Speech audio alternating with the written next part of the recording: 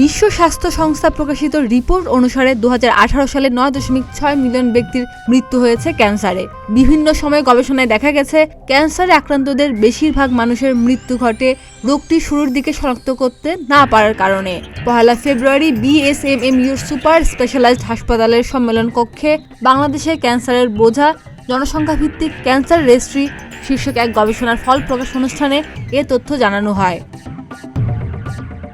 দেশে 38 ধরনের ক্যান্সারে মানুষ আক্রান্ত হয় জানিয়ে গবেষণায় বলা হয়, এর মধ্যে স্তন, মুখ, পাকস্থলী, শ্বাসনালী ও জরায়ুমুখ ক্যান্সারের রোগীর সংখ্যা বেশি। নারীদের ক্ষেত্রে 3 ধরনের ক্যান্সারের রোগী বেশি দেখা যায়। সেগুলো হলো সার্ভিক্যাল বা জরায়ুমুখের ক্যান্সার, ওভারিয়ান বা ডিম্বাশয়ের ক্যান্সার এবং স্তন ক্যান্সার। বিশেষজ্ঞদের মতে ক্যান্সার একটি দীর্ঘমেয়াদী ও প্রাণঘাতী রোগ। তবে সময়মতো ও সঠিক চিকিৎসা পেলে এই রোগ থেকে মুক্তি পাওয়া সম্ভব।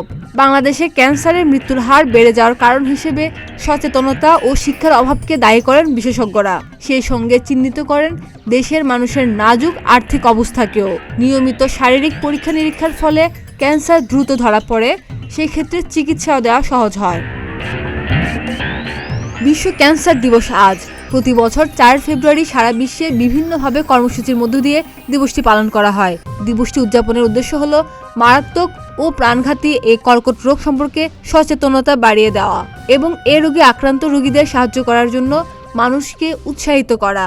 Union for international cancer control নামের একটি বেসরকারি প্রতিষ্ঠানের নেতৃত্বে পুরো বিশ্বে এই দিবস পালন করা হয়। প্রতিষ্ঠানটি আগে ক্যান্সার বিরুদ্ধে আন্তর্জাতিক ইউনিয়ন